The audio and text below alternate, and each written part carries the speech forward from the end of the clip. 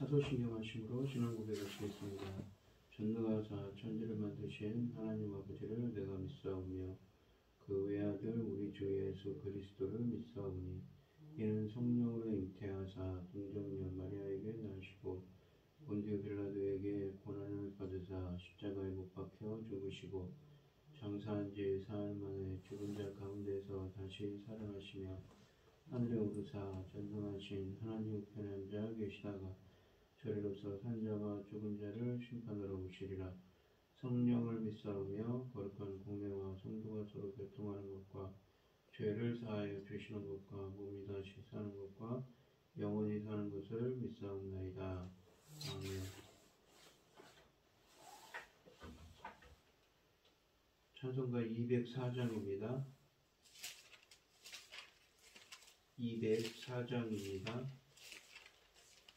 주의 말씀 듣고서 준행하는 자는 반석 위에 터닫고 집을 지음 같아 비가 오고 몰라며 바람 부딪혀도 반석 위에 세운 집 무너지지 않네. 잘 짓고 잘 짓세 우리 집 잘 짓세 만세 반석 위에다 우리 집 잘 짓세 주의 말씀 듣고도 행치 않는 자는 모래 위에 터닫고 집을 지음 같아 비가 오고 몰라며 바람 부딪힐 때 모래 위에 세운 집 크게 무너지네. 잘 짓고 잘 짓세 우리 집 잘 짓세 만세 반석 위에다 우리 집 잘 짓세 세상 모든 사람들 집을 짓는 자니 반석 위가 아니면 모래 위에 짓네.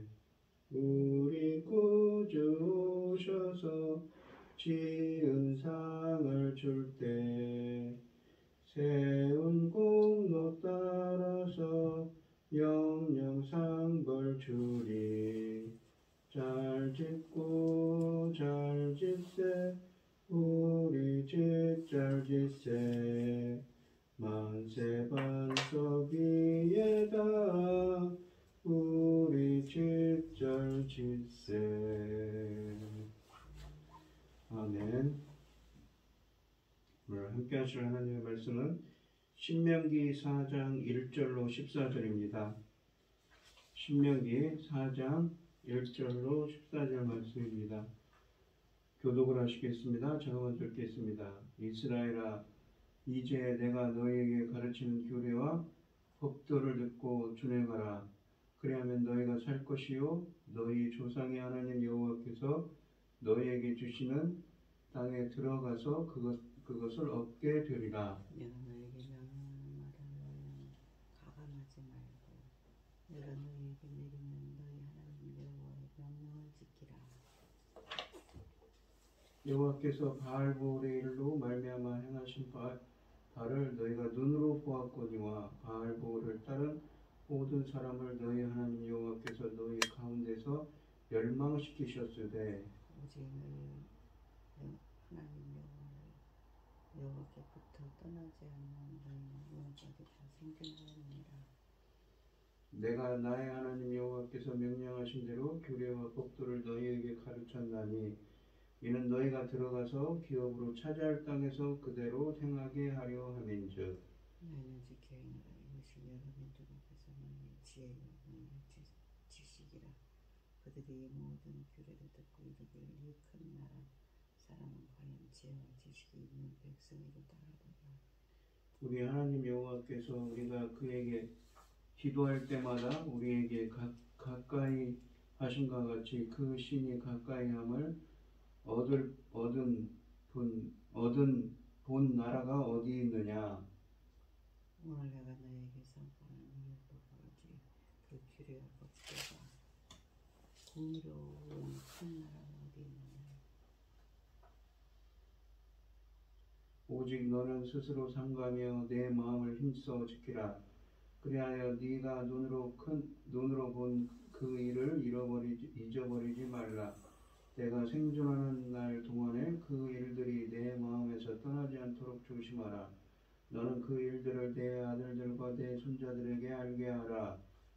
내가 호렙산에서 내 하나님 여호와 앞에 섰던 날에 여호와께서 내게 이르기를 나에게 백성을 모으라. 내가 그들에게 내 말을 들려주어 그들이 세상에 사는 동안 나를 경외하며 배우게 하며 그 자녀에게 가르치게 하라 하시매.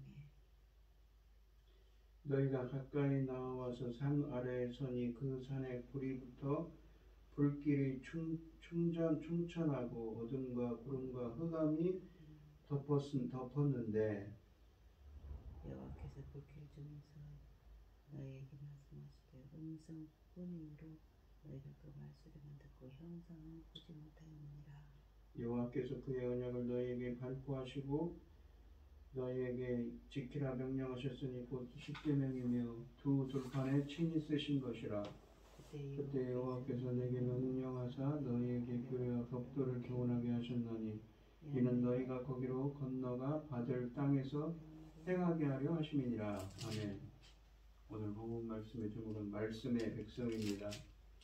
모세는 지금까지 1장부터 신명기 1장부터 3장을 통해 이스라엘이 약속의 땅 입성을 준비하기 위하여 벳볼 맞은편 골짜기에 있었던 오게 된 역사적인 이 정황을 회고했습니다. 신명기에서 모세의 첫 번째 연설인 1장 16절부터 4장 43절의 이 뒷부분인 이 본문에서 모세는 이스라엘이 약속의 땅에 들어가면 어떻게 살아야 하는가를 강론하고 있습니다. 이스라엘의 미래는 하나님이 주신 율법에 대한 순종 여부에 의해 결정된다는 것입니다.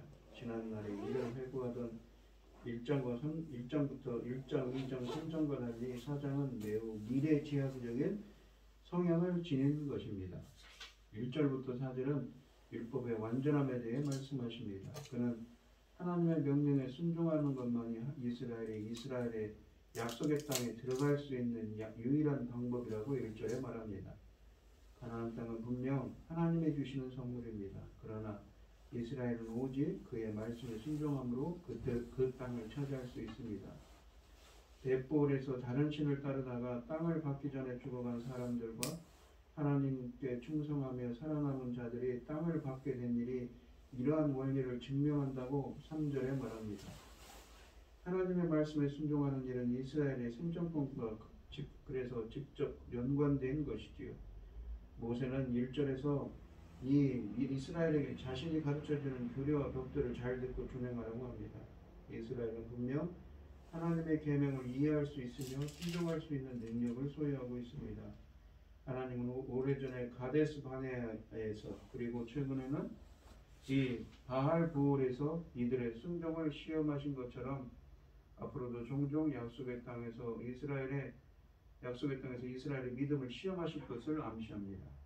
하나님이 이스라엘로부터 율법에 대한 올바른 이해의 바탕을 둔 순종을 요구하신다는 것을 잘 알고 있는 모세는 자신의 역할을 율법에 대하여 백성들을 가르치는 선생으로 생각하고 있습니다. 백성들의 선생으로서 모세는 하나님의 규례와 법도를 가르쳤습니다.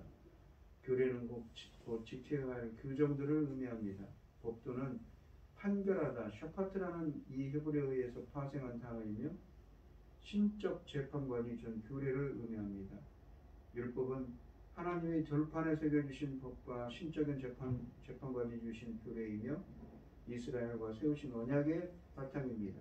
신명기에서 규례와 법도는 신해상 율법을 총체적으로 칭하는 표현이기도 합니다. 모세는 반역하여 모두 광야에서 죽은 세대와 달리 모압 평지에서 이 강론을 듣고 있는 세대는 모두 하나님께부터 떠나지 않았기 때문에 살 수 있었다고 4절에 말합니다. 여기에 붙어라는 말은 남자가 결혼하면 부모를 떠나 아내와 한 몸을 이룰지니라 라는 창세기 2장 24절에 사용된 단어입니다. 언약적 충성을 묘사하는 단어인 것입니다. 모세는 백성들에게 이 우상을 버리고 오직 하나님께 붙을 것을 권합니다. 이스라엘은 모세가 가르친 것을 행해야 합니다. 율법은 교육과 적용, 그 행함의 양면성을 지니고 있습니다. 하나님이 이스라엘에게 주신 규례와 법들은 완전합니다. 더 이상 더할 필요가 없으며 율법 중 일부를 빼서도 안 된다고 2절에 말합니다. 또한 율법은 온전한 통일성을 지니고 있으므로 우리의 관리에 따라 편리에 따라 구분하거나 차별해서도 안 됩니다. 이스라엘은 시내산에서 받은 율법에 대해서도 빼서도 안 되며 받은 말씀의 기준에 따라 살아가야 하는 것이지요. 그러므로 모세는 율법이 위배되거나 그것을 약화시키는 모든 것을 금하고 있습니다. 5절부터 8절은 이 율법의 결과에 대해 말씀하십니다. 모세가 심혈을 기울여 이스라엘에게 가르친 율법은 그들이 앞으로 가나안에 입성하면 지켜야 하는 것이라고 5절에 말합니다. 율법대로 산다는 것은 결코 쉬운 일이 아니므로 가나안에 입성하면 이스라엘은 더 긴장하면서 살아야 합니다. 모세는 이 같은 의도를 표현하기 위해 보라라는 명령어로 이 본문을 시작하지만 한글 성경은 이 동사를 번역해서 반영하지 않았습니다. 물론 율법이 가나안 땅 안에서만 효력을 발휘한다는 것을 뜻하지는 않습니다. 이스라엘이 가나안에 입성하여 율법을 준수하고 살아간다면 세상 사람들은 그들을 부러워할 것이라고 6절과 8절에서 말합니다. 모세는 이스라엘이 율법에 순종하면서 산다는 것이 결코 짐이 아니라 그들이 상상하고 누릴 수 있는 최고의 특권이라고 단언하는 것입니다. 세상 사람들은 이스라엘이 다른 백성들보다 훨씬 더 거룩하고 정의로운 율법을 소유한 것에 대하여 부러워할 것입니다. 부러워할 거라고 6절과 8절에서 말하는 것입니다. 세상 사람들은 또한 이스라엘이 하나님께 이러한 뛰어난 율법을 받은 사실에만 만족하지 않고 그 율법을 자신의 삶에 적용하려고 노력하는 지혜와 슬기를 가진 것을 부러워할 것입니다. 이 하나님의 말씀이 언제 세상에 빛을 발할 수 있는가 하면 주의 백성들이 그의 율법을 삶에서 드러낼 때라는 것이지요. 또한 모세는 지혜와 지식의 본질은 하나님의 말씀에 자신을 복종시키는 것이라고 선언합니다. 우리는 아무리 하나님의 계명이 좋은 말씀이라 하더라도 성도들의 삶에 적용되지 않으면 그 성도 개인의 문제로 그치는 것이 아니라 하나님의 명예도 훼손된다는 것을 우리는 명심해야 합니다. 세상 사람들이 하나님의 위대하심을 알게 되는 때는 그의 백성들이 말씀에 순종할 때라고 7절에 말합니다. 반면에 주의 백성이 말씀대로 살지 못하면 세상은 그들을 경멸할 것이며 하나님의 명예는 땅에 떨어질 것입니다. 백성들이 전적으로 하나님의 말씀에 순종하여 의로운 사회를 만들면 하나님의 임재가 그들과 함께 하실 거라고 7절에 말합니다. 율법 준수가 가져다 줄 가장 큰 축복은 바로 하나님의 함께 하심입니다. 주의 백성이 율법을 준수하면서 살아가는 한 하나님은 그들과 함께 하시면서 그들의 기도를 들어주실 거라고 이 7절에 말합니다. 더 놀라운 것은 이 그들이 준수해야 할 율법은 이 세상 무엇과도 비교할 수 없는 아름답고 놀라운 것이라는 점입니다.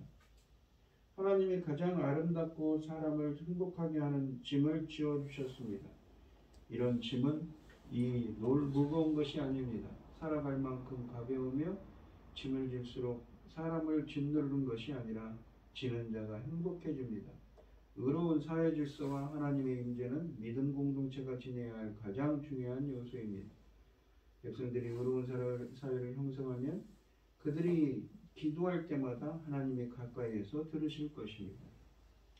하나님은 백성들에게 율법을 주신 후에 그들을 무관심하게 대하는 분이 아니시며 그 율법대로 살아가는 자들과 함께 하시며 그들을 돕는 분이십니다. 순종은 하나님과 함께 하심을 보장하는 일종의 보증수표인 것입니다. 9절부터 14절 말씀은 율법의 근원에 대해 말씀하십니다. 9절에 보시면 스스로 삼가며 내 마음을 힘써 지키라고 하십니다. 하나님이 기대하시는 순종의 삶을 살면 온 마음을 담은 노력과 흔들리지 않는 절제가 필요하다는 것입니다. 그렇게 하기 위해서는 먼저 이스라엘의 시내산에서 하나님과 맺은 언약을 기억해야 합니다. 그래서 모세는 이스라엘에게 그들이 본 것을 잊지 않도록 안간힘을 써서 지키라고 9절에 말씀하십니다. 더 나아가 이스라엘은 자손 대대로 시내산에서 있었던 일을 추억하고 기념해야 한다는 것이지요. 순종은 지난날을 기억하는 데서 시작되기 때문입니다. 이스라엘이 열방에게 선망의 대상이 되고 모델이 되는 비전 6절부터 6절, 7절, 8절에 말씀하셨던 것은 이스라엘의 무관심과 우상숭배에 의해 위협받게 될 것입니다. 그러므로 모세는 다시 한번 백성들에게 하나님의 말씀을 힘써 지킴으로써 이 비전을 실현할 것을 호소합니다. 하나님의 말씀을 지키고자 한다면 먼저 주님의 말씀을 기억해야 하고, 그래서 모세는 하나님의 말씀을 개인적으로 묵상하고 자손들에게 두루두루 가르쳐 전수하는 일을 최우선으로 삼으라고 9절과 10절에서 말합니다. 모세의 강론을 듣고 있는 사람들은 자손 대대로 죽기까지 하나님께 순종할 것을 다짐하고 있지만 시간이 지나면 그 다짐도 잊어버리고 순종하지 않을 것입니다. 그래 또한 순종은 마음만 먹는다고 해서 저절로 이루어지는 것이 아니라 필요하다면 어떠한 대가를 치르더라도 하나님 말씀대로 살겠다는 강력한 의지를 가져야만 합니다. 이러한 차원에서 순종은 외적으로 드러나는 것이라기보다 마음과 의지를 요구하는 내적인 행위입니다. 모세가 이처럼 이스라엘에게 절대적인 순종을 권면하는 근거는 시내산에서 있었던 역사적 사건이라고 10절에 말씀하십니다. 구약의 믿음은 이 어떤 철학적인 이론이나 추상적인 묵상에서 비롯된 것이 아니라 체험과 경험에서 비롯된 것이었습니다.